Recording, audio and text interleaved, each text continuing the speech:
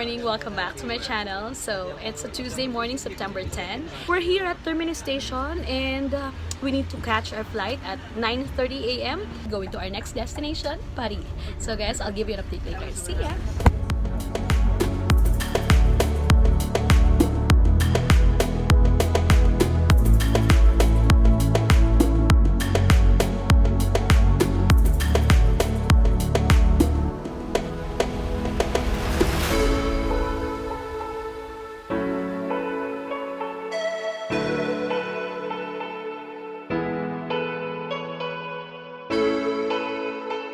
Touchdown, Paris.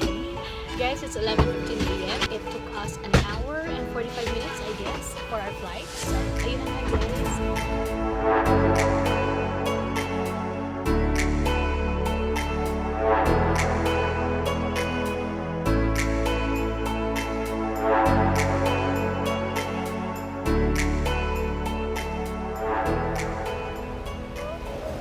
It's 2.10 each. I picked raspberry, caramel. Ito na, isa sa food trip namin. Ano masabi mo? Lambot. Oh.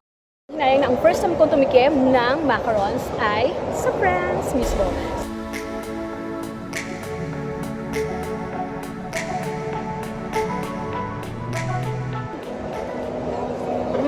Legit guys. Hindi talaga ako mag-bake nito guys. Ito yung sasakyan namin. 1 minute. Okay, sure.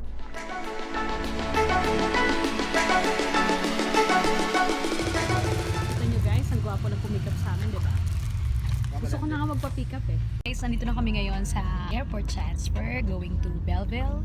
I got this from KKD. So this is a private van transfer. So actually 9 yung maximum capacity niya. In our case, 5 lang kami. Diba? Parang private na private talaga guys. I strongly suggest na kunin nyo na lang din yung ganito kaysa mahirapan kayo paghahanap ng masasakyan papuntang center or papunta dun sa destination niyo. Kasi ito, pipick upin na lang kayo, tapos ihahatid kayo, drop off kayo dun sa mismo ninyong destination. Or kung hindi man doon, at least pinakamalapit doon. Guys, sulit naman. Kasi magkano rin naman ang babayarin niyo, kung lalo na kung magka-taxi kayo, mas mapapamahal kayo.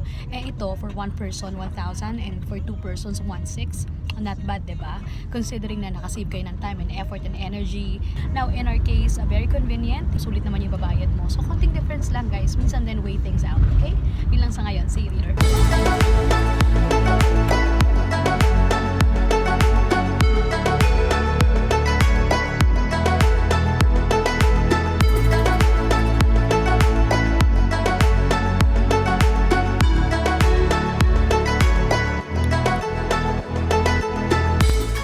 Lumang compound siya. The Parisian compound. Ang legit. Parang yung school ni Princess Sarah na pupunta ka sa attic.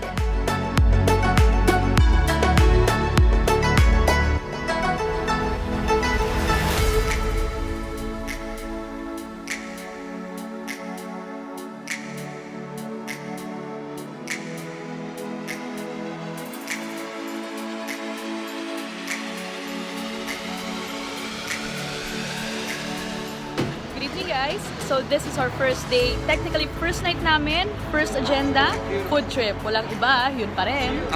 Diba guys? So sa ngayon, una namin to try ite. So mozzarella sandwich with ham and meron silang French bread. We'll show you more. This is the first food for the night. So mozzarella. Tignan mo siya guys sa display para hindi siya. Guys, natutunaw-tunaw. Thank you! Hi guys!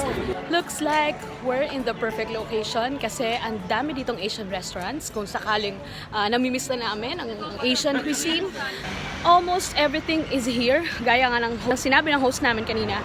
So, this place, Belleville area, na malapit din sa Eiffel. Not too close, but it's an hour away kung lalakarin. An hour and a half maybe. So, still malapit, lalo na kung hindi ka maglalakad, diba? So, Belleville got you covered. See you later, bye!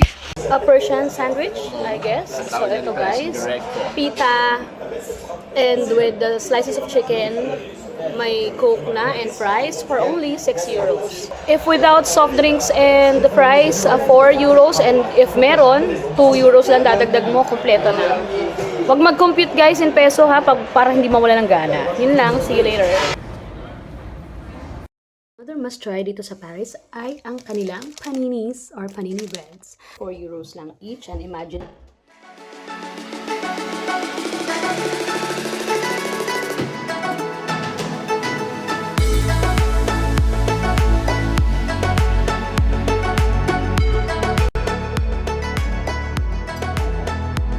Guys, free meal or free brekkie from our host on a beautiful Wednesday morning. So guys, lahat ng ito dito. Fresh milk, fresh fruits, juice.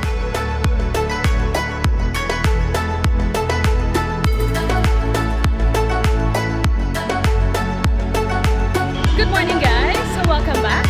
So it's a Wednesday morning here in Paris and 10 a.m. local time. We're about to start our day with a hop-in, hop-off bus tour dito sa city.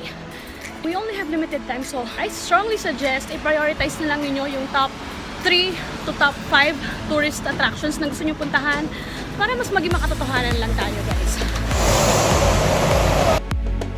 Pero dito may charan! Tianggian sa ilalim ng subway. I mean, sa subway kasi ilalim talaga ang subway. Look at what we've got. We have knitted pullover. So, magkano nga ba eh?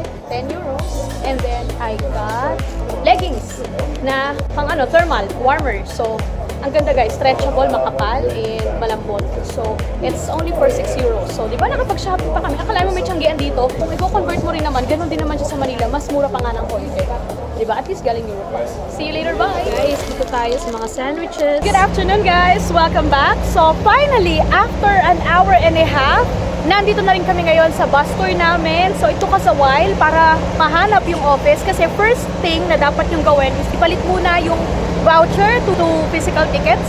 And medyo nahirapan kaming hanapin yung office center nila and walang English guides. Napaka-limited ng information or ng mapapagtanungan, and at the same time wala kaming internet connection. Diba? Ang tatapang. Anyway, going back. So, hop in para makita natin ng nakasakay na explore, and then after second run, saka tayo mag-hop in, hop off sa bawat destination na gusto naming tigilan. So, check it out. I'll see you later. Bye!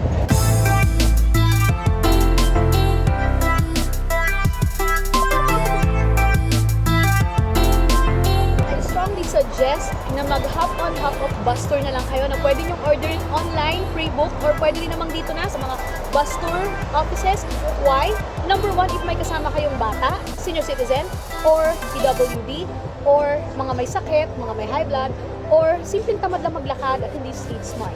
Why? Kasi ito, very straightforward. Yun na, sasakay ka lang, hop on, and then hop off dun sa destination na gusto mo. And then after mo ma-experience, abangan mo uli sila dun sa same station kung saan ka bumaba. Abangan mo uli next na darating na same bus onto your next destination.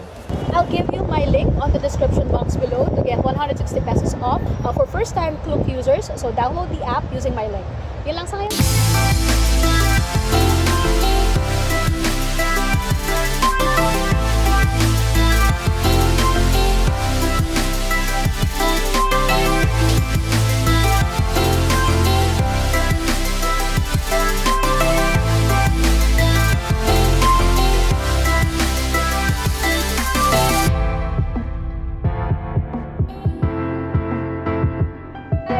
Welcome to Louvre Museum!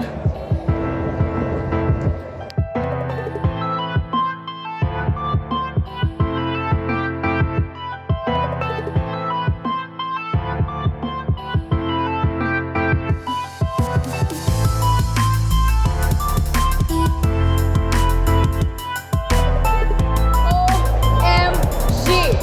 Nandito kami ngayon sa loob ng Remember that the sun is solid. Ito na siya! Nasa loop kami ng loop. Nasa loop kami ng corny mo. Ayun na nga guys. So, sensya na guys ha. Ang ignorante ng dating. Hinihintay na kami ni Mona Lisa. See you later guys!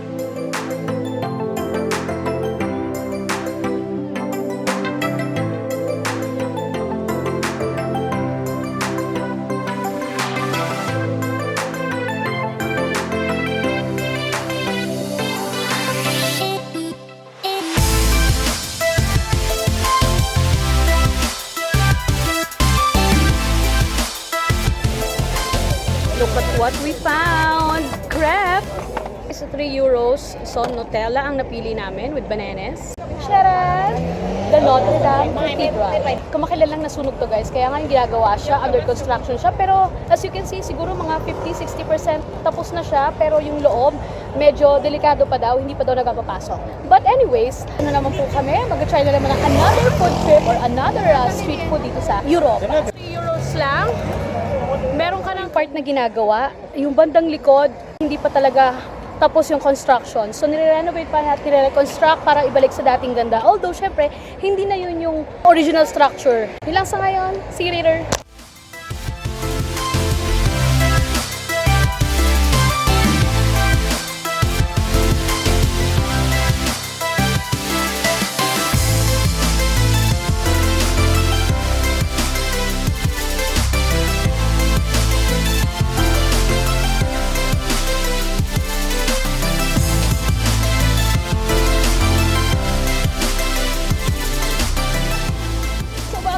So finally, for our third stop, nandito tayo ngayon sa Sharon! Arc de Triomphe! So isa to sa top destinations dito. As you can see, napaka-massive ng structure. Para siyang Brandenburg Gate ng Berlin, pero mas malaki. Mas mataas at mas makapal yung size niya. Merong mga tao dun sa taas guys, parang viewing deck. May entrance, so hindi na namin pupuntahan yon. See you later, bye!